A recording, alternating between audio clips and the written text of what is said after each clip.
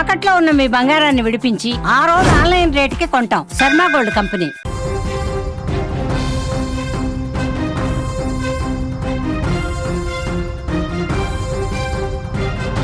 వరుస భూకంపాలు పాకిస్తాన్ను వణికిస్తున్నాయి. మరోసారి భారీ భూకంపం సంభవించింది. మే 30న మధ్యాహ్నం భూమి ఒక్కసారిగా కంపించింది.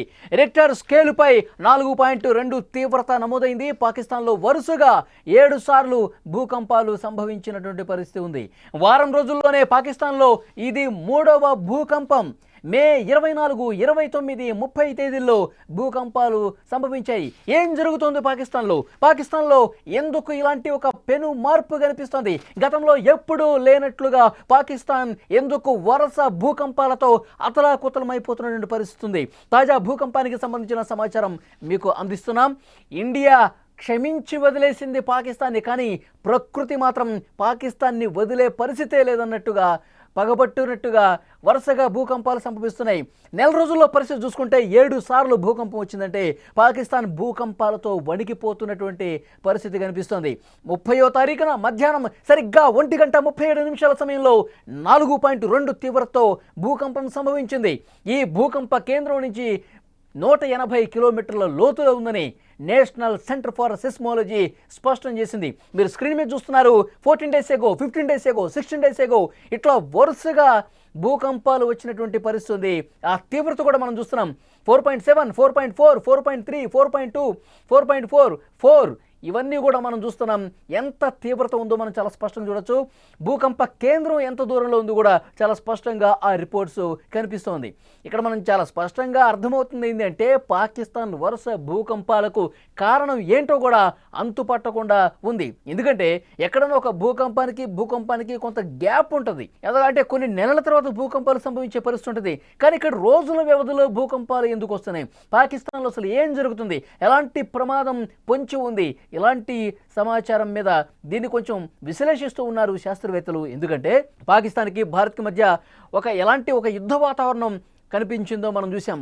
పాకిస్తాన్ అక్కడ ఉగ్రవాదుల్ని మన మీదకు వదిలిన తర్వాత, ఉగ్రవాదులు పెహల్గాం దాడి తర్వాత మనం ఆ ఉగ్రస్థావరాలని మట్టుపెట్టడానికి ఆపరేషన్ సింధూర్ చేశాం. వాళ్ళు మళ్ళీ మన మీదకి అటాక్ చేశారు. ఈ నేపథ్యంలో మనం వాళ్ళ దాడిని తీవ్రంగా తిప్పికొడుతూ వాళ్ళ స్థావరాలు ఏవైతే ఉన్నాయో ఇటు వాళ్ళ సైనికులకు సంబంధించిన స్థావరాలను కూడా మనం ఢీకొట్టాం. ఇలా ఢీకొట్టే సమయంలో వాళ్ళ అణు స్థావరాలు ఏవైతే ఉన్నాయో వాటికి దగ్గరగా మనం దాడులు చేశాం. అప్పుడే పాకిస్తాన్ కొంత తోక ముడిచి మనకు కాలబేరానికి వచ్చిన పరిస్థితుంది. ఇప్పుడు ఒక ప్రచారం అయితే చాలా బలంగా జరుగుతుంది. పాకిస్తాన్ అణు స్థావరాలకి దగ్గరగా మనం దాడి చేశాం కాబట్టి అక్కడ లిటిల్ బిట్ డ్యామేజ్ జరిగింది. దాని కారణంగానే అక్కడ వాతావరణంలో మార్పులు సంభవిస్తున్నాయి. అణు స్థావరాల మీద మనం దాడి చేయటం వల్ల అక్కడ కొంత డ్యామేజ్ జరగటం వల్ల భూకంపానికి కారణమవుతోంది. వరుస భూకంపాలకి అది ఒక కారణంగా కనిపిస్తున్న ఒక ప్రచారం ఉంది. అప్పట్లోనే మనకి ఇన్ఫర్మేషన్ ఉంది. అమెరికా నుంచి శాస్త్రవేత్తల బృందం పాకిస్తాన్కి వచ్చింది. అణు స్థావరాల దగ్గర డ్యామేజ్ కంట్రోల్ చేసే బాధ్యత ఆ శాస్త్రవేత్తల బృందం తీసుకుంది. సో ఇలాంటి వార్తలు కూడా ప్రచారం జరిగినాయి. కానీ పాకిస్తాన్ ఎక్కడ అఫీషియల్గా దీనికి ప్రకటన చేసిన పరిస్థితి లేదు.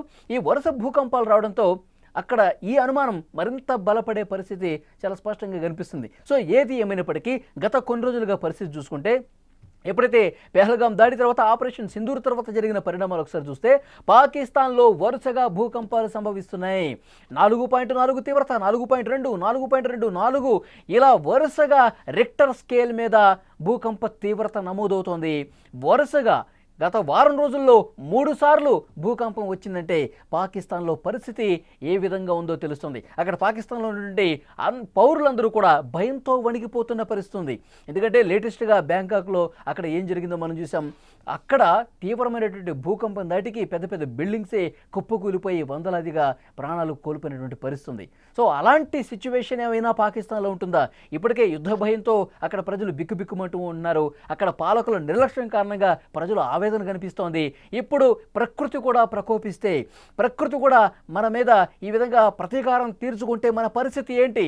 వరుసగా భూకంపాలు వచ్చి ప్రాణ నష్టం జరిగితే మన పరిస్థితి ఏంటని ప్రజలు భయాందోళన వ్యక్తం చేస్తూ ఉన్నారు. ఇప్పుడు 4.2తో వచ్చింది కాబట్టి సరిపోయింది. అదే 7 వరకు వెళితే రెక్టర్ స్కేల్ మీద 7కు అంతకంటే ఎక్కువగా నమోదైతే తీవ్రమైన భూకంపాలు వస్తే మన పరిస్థితి ఏంటి అని తీవ్రమైనటువంటి ఆందోళనలో అక్కడ ప్రజలు ఉన్న పరిస్థితి ఉంది. ఇక్కడ మనం చూడొచ్చు 12న పంజాబ్ ప్రావిన్స్లోని ఫైసలాబాద్ ప్రాంతంలోని జంగ్ మండలంలో భూకంపం సంభవించింది. ఏ రోజు ఎంత సంభవించింది, రెక్టర్ స్కేల్ మీద ఎంత నమోదైంది, ఇవన్నీ కూడా ఒకసారి క్లియర్గా మీకు చూపించే ప్రయత్నం చేస్తా. పంజాబ్ ప్రావిన్స్లో 4.2గా ఉంది.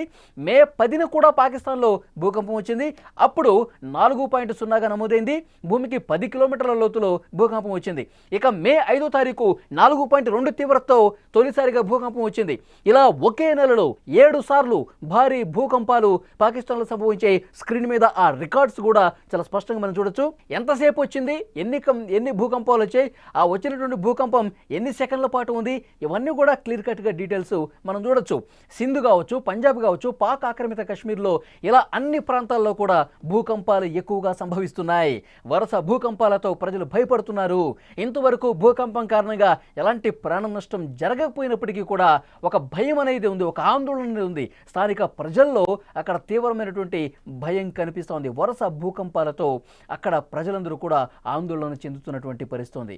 సో ఒక నెల రోజుల వ్యవధిలో 7 సార్లు భూకంపం రావడం అంటే సాధారణ విషయం కాదు, మామూలుగా లైట్ తీసుకున్నటువంటి విషయం కాదు. అక్కడ ఉన్నటువంటి శాస్త్రవేత్తల బృందాలు కూడా పరిశీలిస్తూ ఉన్నారు, పర్యవేక్షిస్తున్నారు, విశ్లేషిస్తున్నారు.